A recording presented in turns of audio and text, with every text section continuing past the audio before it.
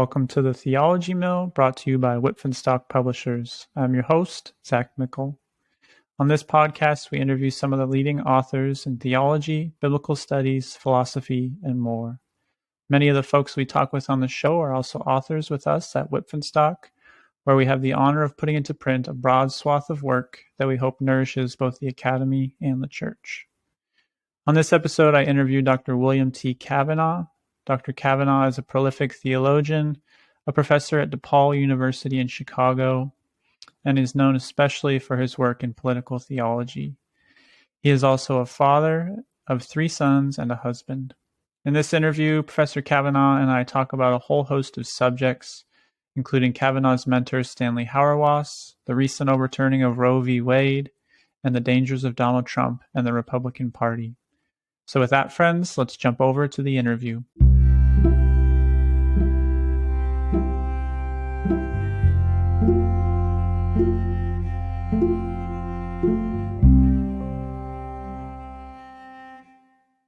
Let's start by talking about Stanley Hauerwas.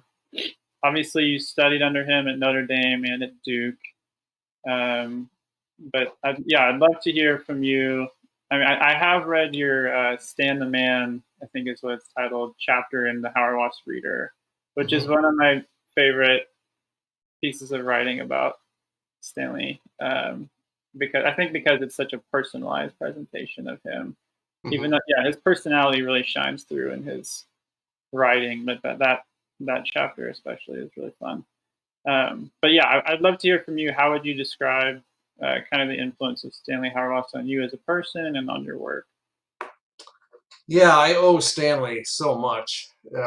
He kind of rocked my world when I first encountered him as an undergraduate in a Christian Ethics in America course. And he was basically, the question was, what difference does it make to be a Christian? And that kind of set me off on a path that I've kind of been following ever since in some ways. I just, in May, went to Paris with Stanley. We were invited, the 2 of us, to do a series of presentations, seminars, and public presentations and interviews and so on in Paris for a week at the Catholic University of Paris. And that was really fun to be with Stanley. I never imagined when I was an undergraduate that I would be privileged to share the same stage with Stanley, but that kind of brought our relationship. That was kind of the culmination of our relationship in a lot of ways. On a personal level, Stanley has always been just unfailingly generous to me, and kind of formed me in ways of doing theology. He used to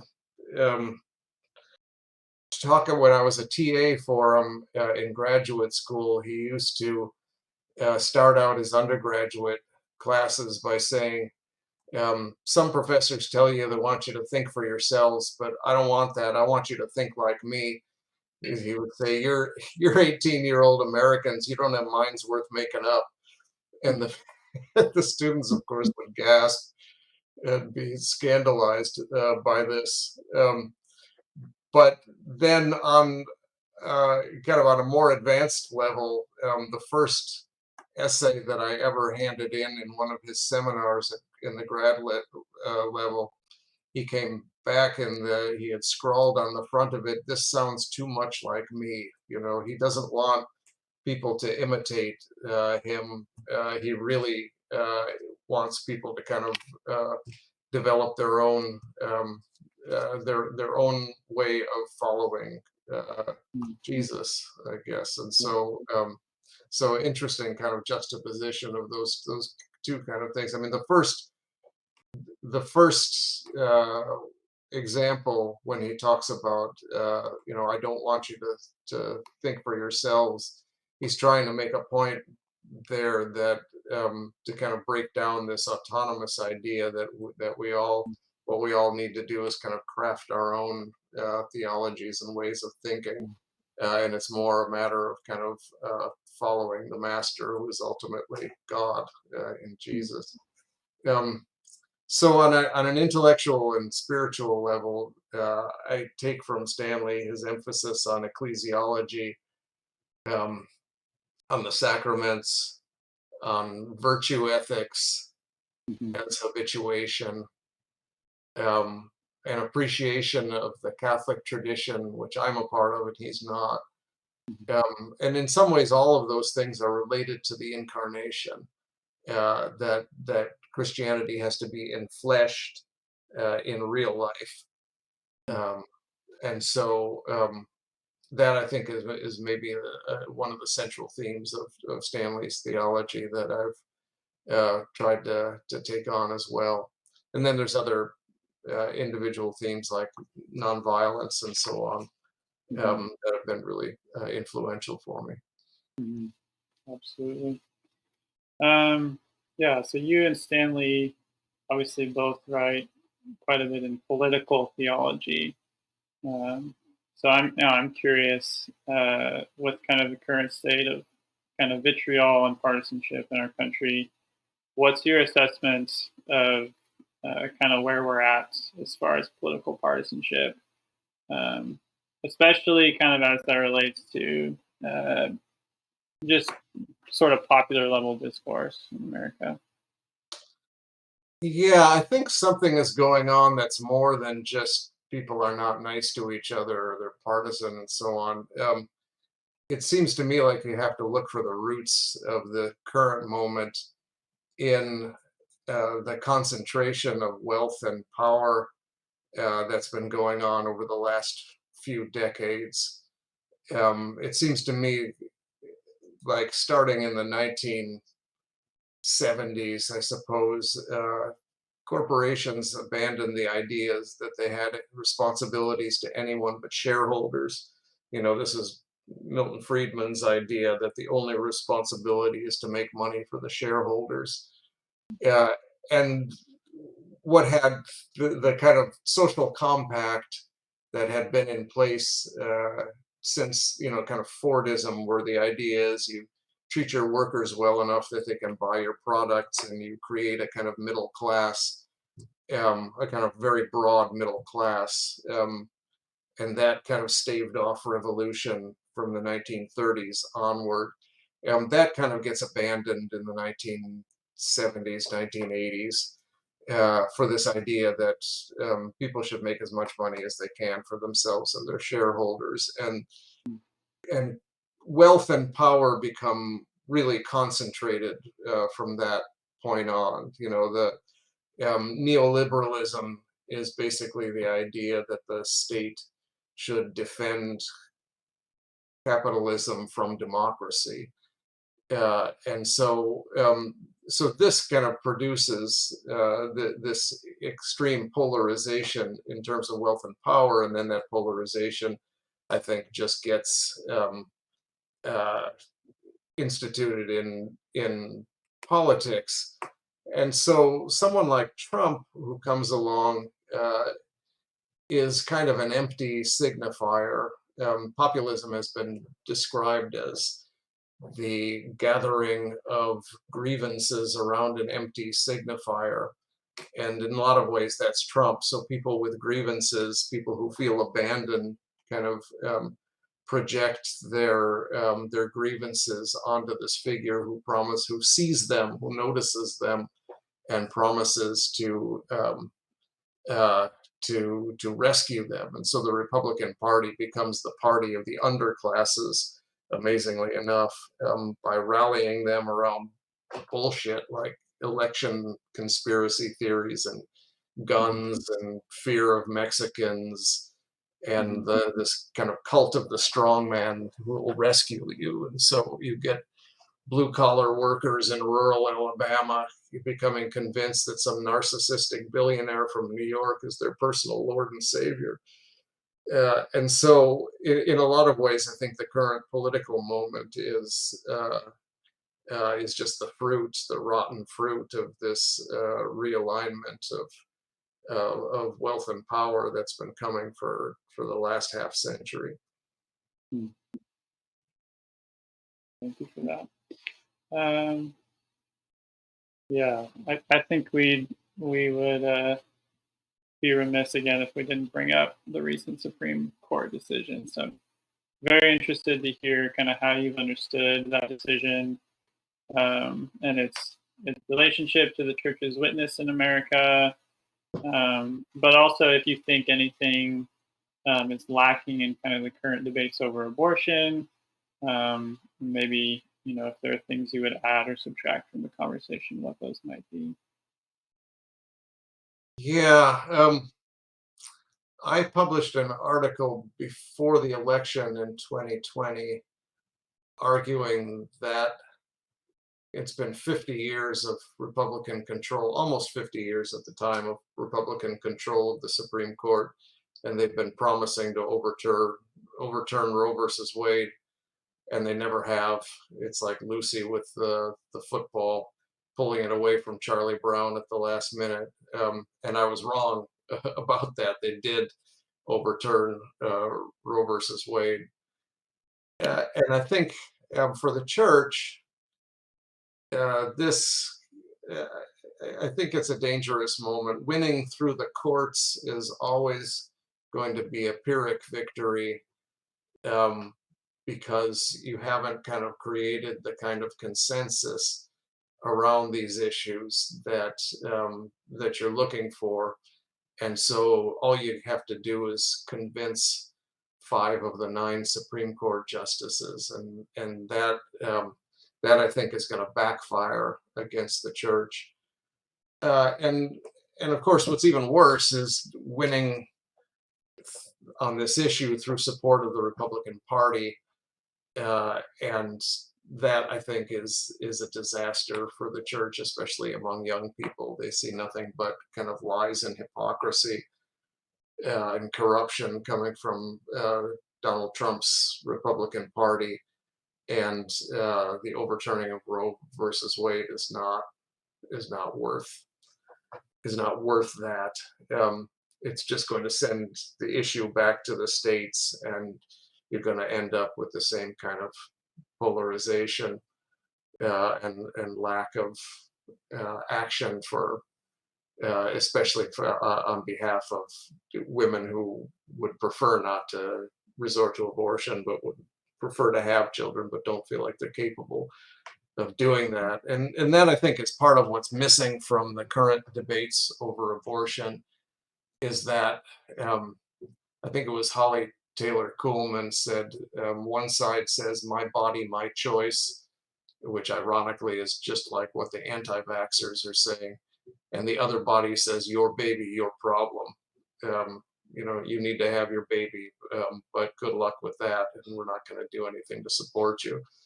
So what's missing from the current debates, I think, is on the pro-life side, is what's missing is a real appreciation for what women go through, how difficult and life-altering pregnancy and childbirth and raising a child can be, and in a very permanent way. And on the pro-choice side, there's just this refusal to even consider the moral status of an unborn child slash baby slash fetus, whatever the language might be. But it's all couched in terms of individual autonomy and the moral status of the intentional killing of a human life is not even considered.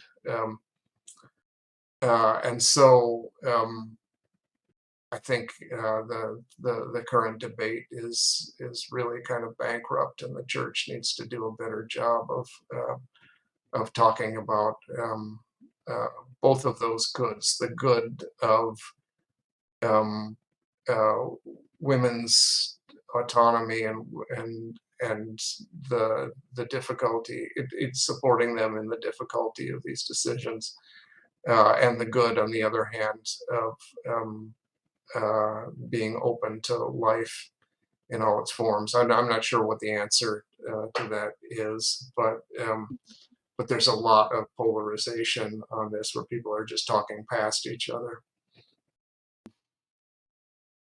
Yeah, it's interesting what you said about kind of the degeneration of the church's witness, especially among the younger population. Yeah, your book, The Field Hospital, you kind of followed Pope Francis's language there, describing the church as a field hospital. So yeah, I guess how would you say the church is doing as a field hospital? What does the church need to rediscover or repent of in order to fulfill that calling? And what other visions of the church have held sway today that you see leading to a failure of this vision of the church as a field hospital? Yeah, I like that image that Pope Francis uses. I mean, field hospital indicates that it's kind of mobile, that the church is mobile and not just a kind of stationary institution. And the hospital part is a recognition that people are wounded. You're not just kind of making demands of people, but you're trying to meet people where they are in all of their various kinds of woundedness, and who's not wounded. So the church, I think, needs to do better to get out of itself. Go out into the streets, as Pope Francis says. Don't just cater to the intact middle-class church-going families, because the days are gone, I think, when you can just sit back and wait for people to come to the church. You have to go out to people, and we're really in, the United States and the global North in general are mission territory now, and we need to realize that. We need to cross racial boundaries in a very deliberate way, I think, in particular.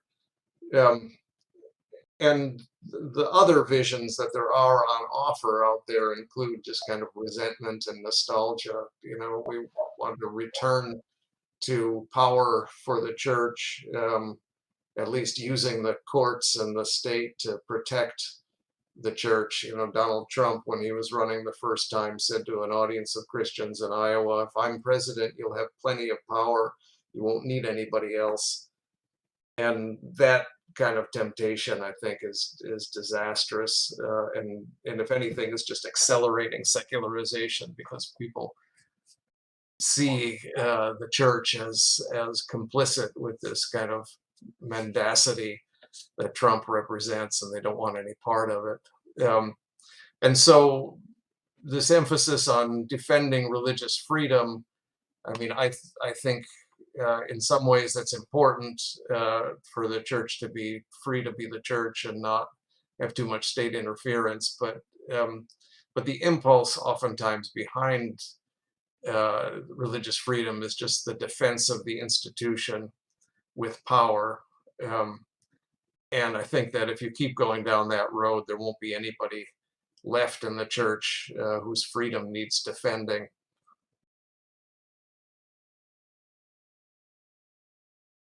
Yeah, I think speaking to kind of the bankruptcy of the church's witness to younger folks, what can or do you say to students of your own who kind of look at the state of the church and feel like there's nothing there for them, nothing desirable, and especially that the church is not the kind of community that you call it to be in your work? What kind of hope can you give to those who are not necessarily interested in the church? Yeah, I mean, I get it. And for every reason you can give me for leaving the church, I can give you two more. I've been around the church, all my life and around the world, and I see what the problems are. I stay in the church because I like it, and because I think it is in some non-trivial sense true, right? And I think it's often it's not very often that we talk about being in church because we like it, that it's an attractive place, but it still is for me. And that, in a sense, is a kind of sociological uh, argument. And there are all sorts of sociological arguments. You can tell people all the great things there are to enjoy in the church in terms of community and action for social justice and ritual and a sense of higher purpose and meaning and so on. And I think it's probably true that the loss of church affiliation on the whole is not going to be good for us, either individually or as a society. But you can't just stay on the sociological level. I think you need to go to the theological level and need to go to the root of it. How is the church not just like a moose lodge or some other sort of communal gathering? So I go to church because I think the gospel of Jesus Christ is true and important and necessary. And I'm not just talking about giving me a higher sense of meaning. I'm talking about the root idea of Christianity, that God humiliated God's self to take the form of a poor man who was tortured to death and then did not take revenge on the torturers. And that makes all the difference. And the church is where we remember that and participate in Christ's body. But of course, you can't just say this, right? And this has to be lived. And so groups of Christians just need to live it and invite people to live it with us. And if we live it, I think people will be attracted to it. Because it's inherently attractive. Yeah, you've related the Eucharist and kind of social and political realities in really interesting ways in your work. So maybe, yeah, just tell me a little bit more about what role the Eucharist has played in your own theology.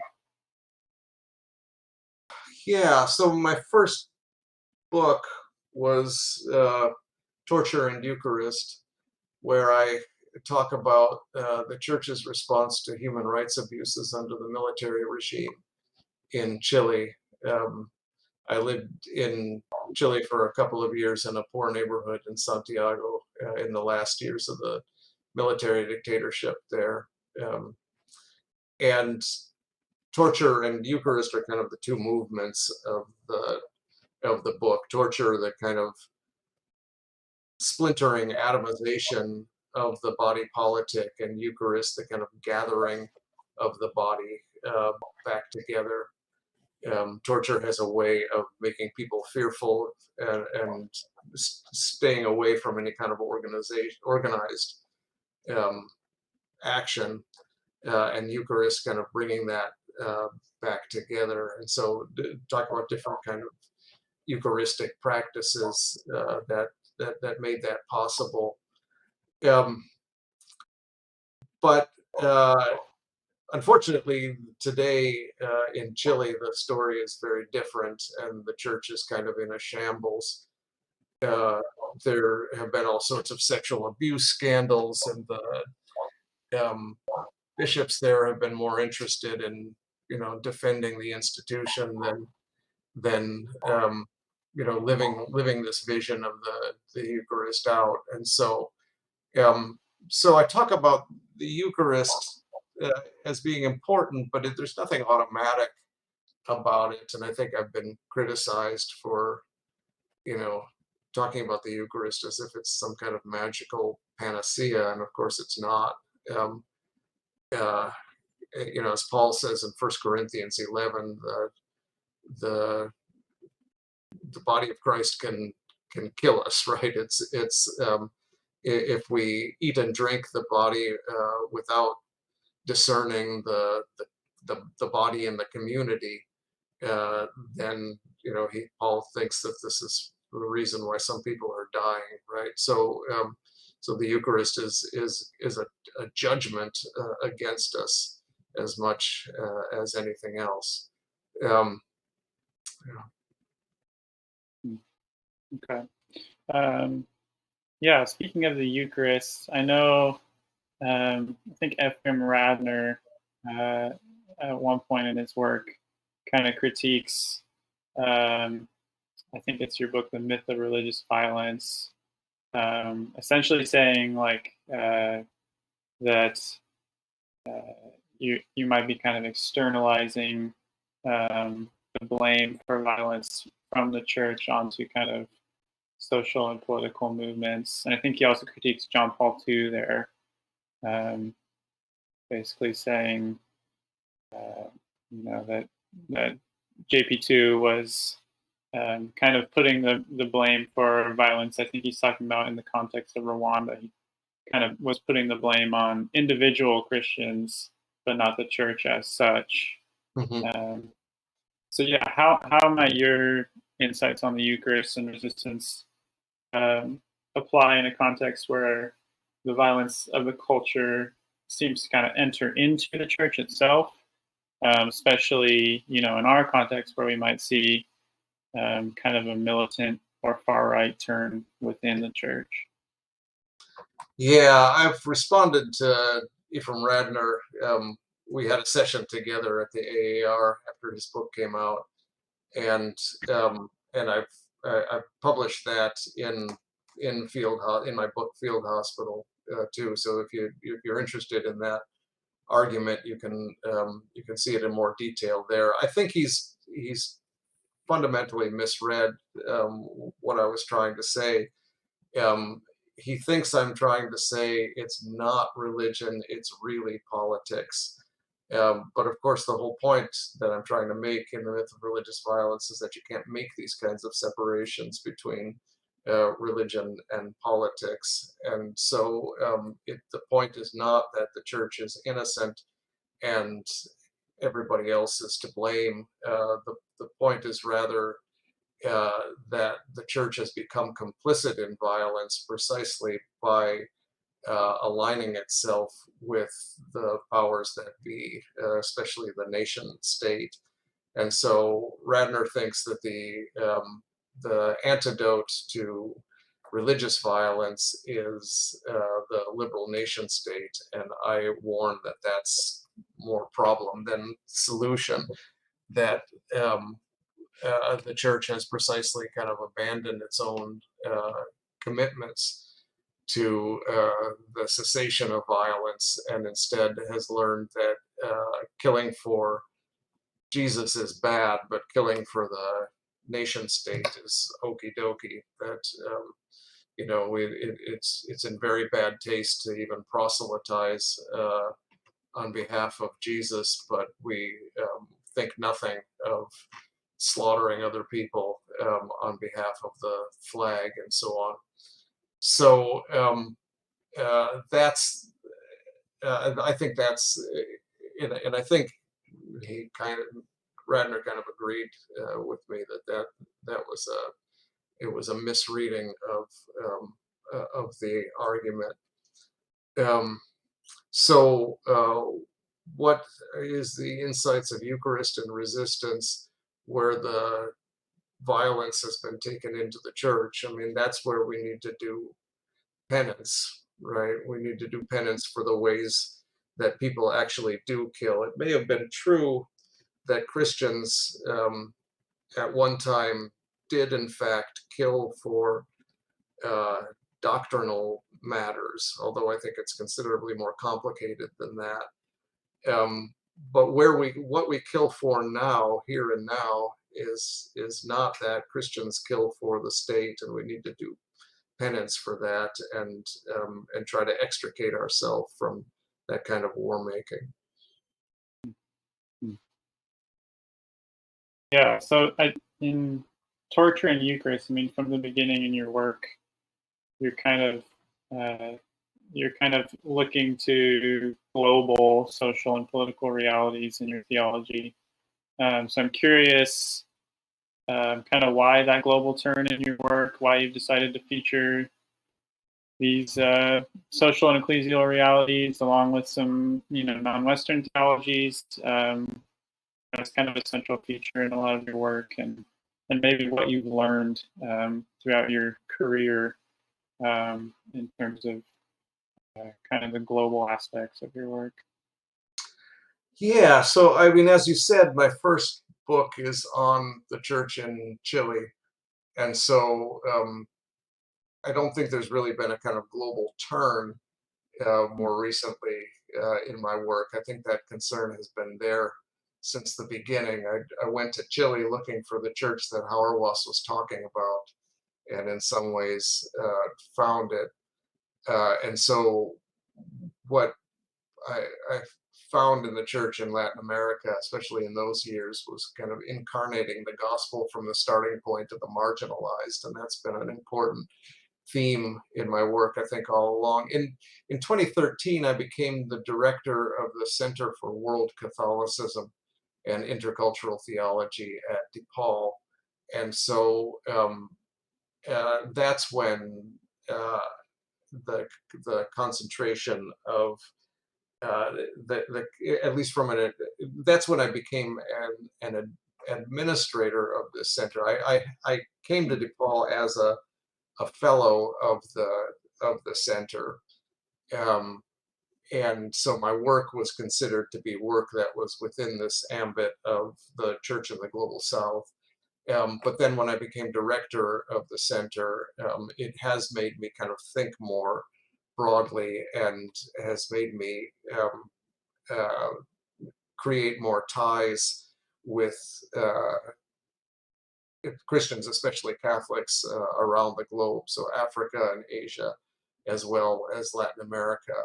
And I think that helps me be more Catholic. I mean, some of the lessons, I suppose, that can be learned from that, and that I've learned, is there's a sense of the presence of God in marginalized places. The figure of Jesus Christ is so important in a lot of places precisely because of Jesus' status as a marginalized person in many ways. And that's the kind of attractiveness of Christ in many places in the Global South, is precisely because God is with those who are on the margins of the world system. Another thing I think that's important about the witness of the churches in the Global South now is that you get a keen sense that Christianity is not something for Sundays, but it's for Mondays through Fridays as well. It has to do with every aspect of people's lives in a lot of places in the Global South. But the church is not, therefore, a kind of NGO whose only business is to provide healthcare and job training and, training in farming techniques and so on. As important as those are, there's also this kind of active presence of God, the active presence of the Holy Spirit in those churches. And I think that's something that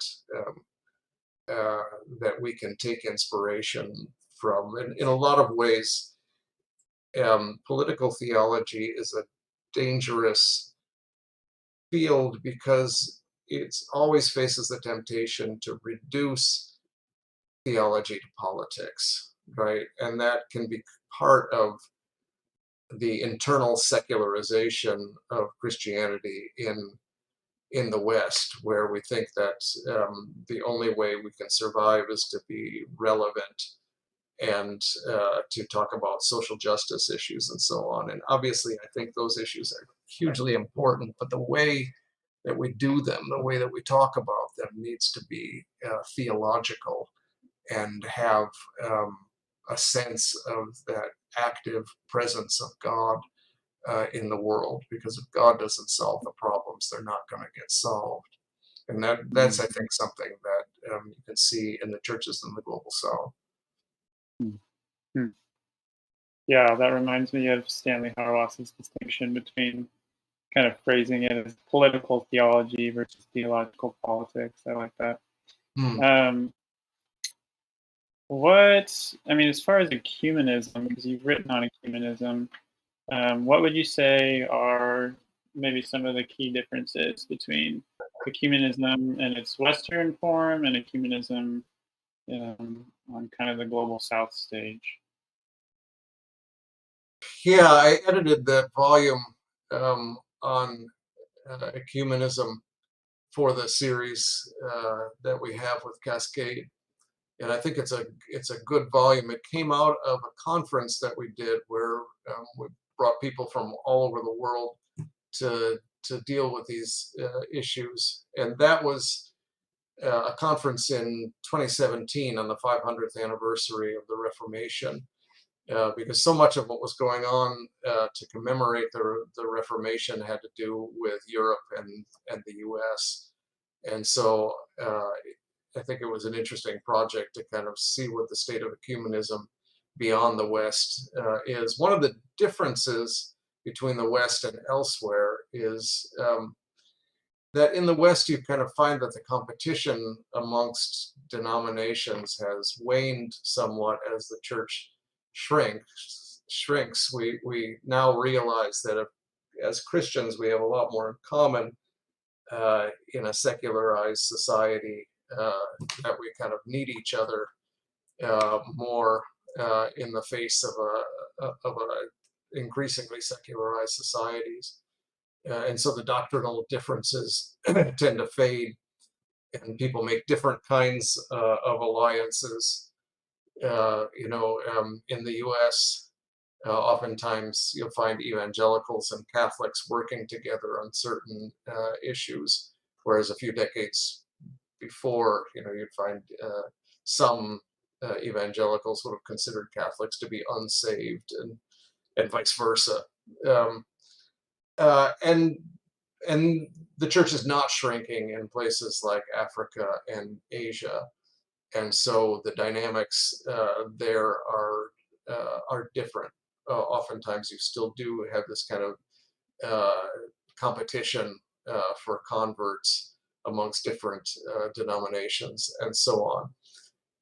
But there's also cooperation. You get what Pope Francis calls an ecumenism of blood. And so in Pinochet's Chile, you get the Catholics and the Lutherans cooperating in resistance to the military regime. We have an interesting essay in that volume on Hong Kong and the collaboration between Catholics and Protestants there. And the phenomenon of, in the case of Latin America, is different, where you had this kind of hegemony of Catholicism that's been eroded by Protestant evangelization over the last century. But in a lot of ways, it's more subtle and nuanced there as well, because the competition from Protestants has in many ways made the Catholic Church stronger in a lot of areas. Todd Harch talks about this in his book about the rebirth of Latin American Christianity, that there's a lot of places in which people were nominally Catholic, but it's only because of the efforts of Protestants to convert people that Catholic laity have also gotten energized in response.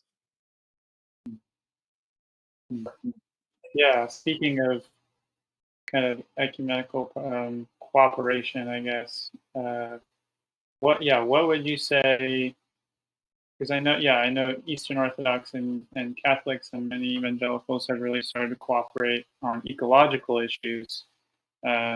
So I'm very curious to hear how you would kind of frame the church's role in caring for the created world. Yeah, I think that's a really hopeful thing. The ecumenical patriarch of the Orthodox Church, Patriarch Bartholomew, has been really a leader on these issues of caring for creation, and Pope Francis has as well, with Laudato Si.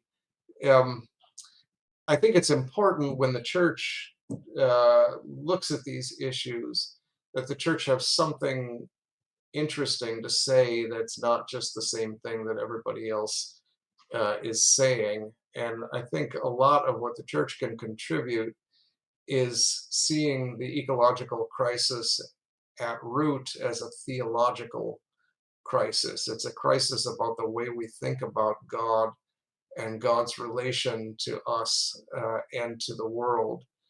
The abuse of creation starts when we recognize nothing higher than ourselves. And in a lot of ways, that what Pope Francis calls the technocratic paradigm won't solve it. It won't solve it alone. We can't just kind of rely on technology to get us out of the problem.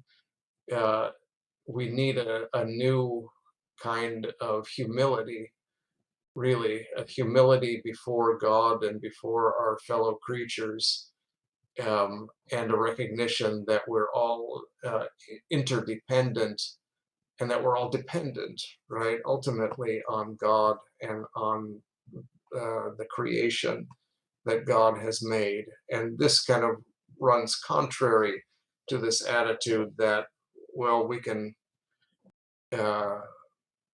we have been really good at gaining power over creation, and now in order to save creation, we just have to find new and better ways of exercising our power over creation.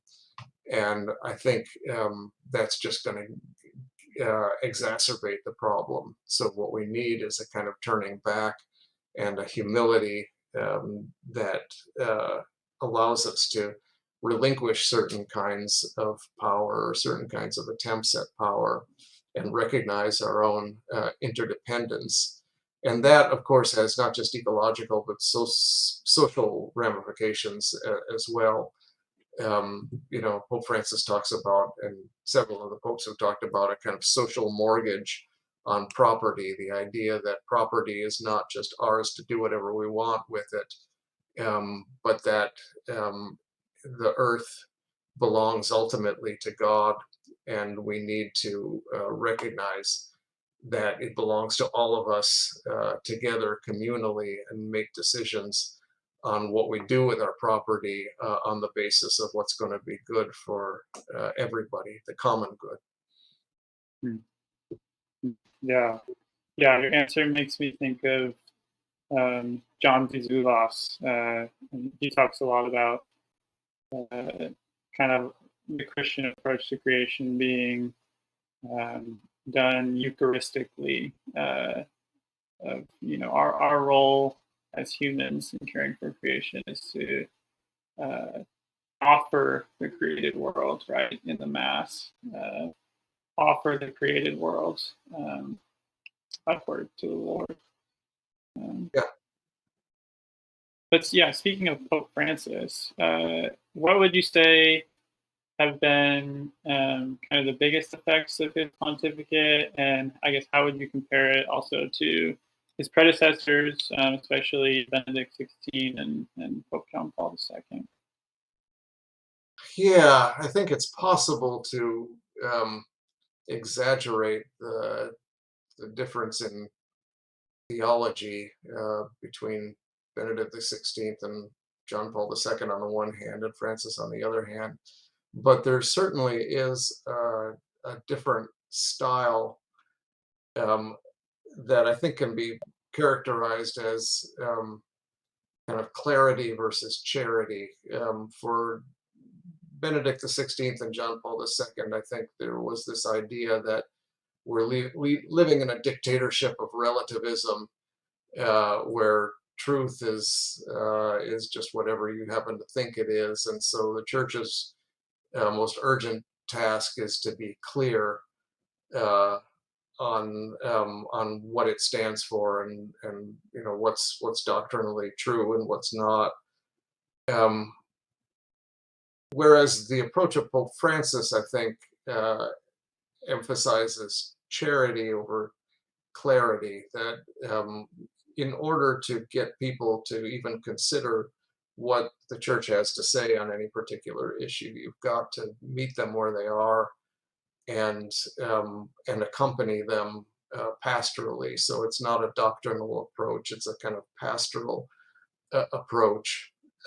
You have to give people a reason to care what the church might be saying on one particular issue. There's a lot of Catholics that are concerned that Pope Francis has muddied the waters and confused people, and I just don't think that's really the case. I think people know exactly where the church stands on, some of these sexual issues and so on. But what he's done is kind of open up a space for dialogue, and where gay people can be heard and seen, for example, and not just vilified. And I think that's been a really positive thing. He's also reforming the institution by attacking clericalism, which I think is kind of the root of many evils in the Catholic Church, this kind of clerical caste that is suspicious of lay people, especially women. And he has, for example, now allowed women to be head of dicasteries in the Vatican, and has invited more women into positions of leadership. And that, I think, it's a promising start. There's a lot more that needs to be done, but the whole tone that he has set is to be a church of service, and not to come not to be served, but to serve. And for too long, there's a lot of bishops came to be served and not to serve. And so there's a different type of person that gets promoted in the Catholic Church these days because of Francis. The people that he has named as cardinals who will vote for his successor tend to be not the kind of traditional princes of the church, but people that serve in marginalized areas. And I think that's a really hopeful thing. Yeah, I've heard you make that distinction before between charity and clarity. I think that's really helpful, and the necessity for both, and how different popes have emphasized each. Pope Francis holding charity first while also maintaining clarity. I like that. Okay, last question, and then we can wrap up. Has your mind changed in significant ways throughout your career, and if so, how? Yeah, I had to write a piece for that Christian Century series called "How My Mind Has Changed," and that was just I can't remember when that came out, maybe a year ago or something.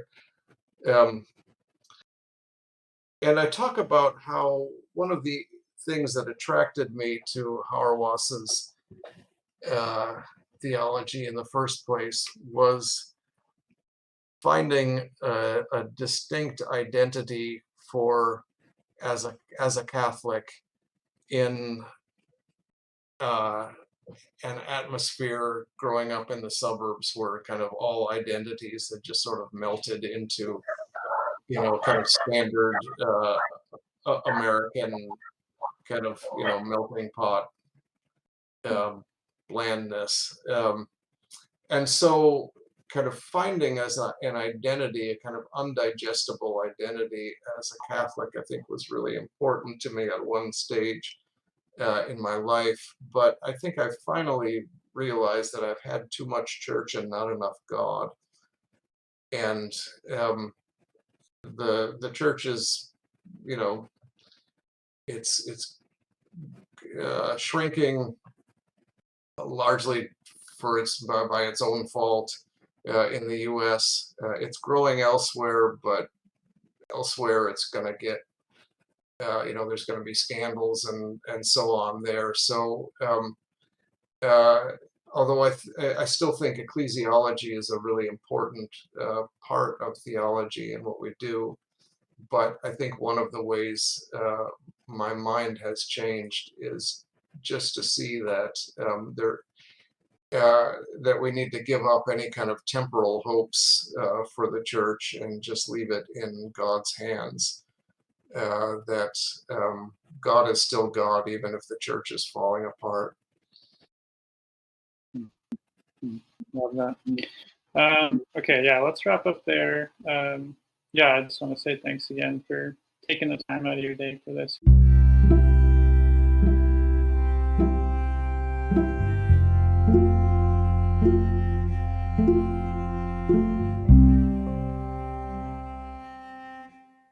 Thanks for listening to the Theology Mill, brought to you by Whitfinstock Publishers. If you liked what you heard and would like to hear more, you can subscribe to our show, where we have a lot more content coming your way. I'm your host, Zach Mickle, signing off on this episode of the Theology Mill. We hope to see you again to share a drink and talk all things theology. Until then, God bless, and we'll see you soon.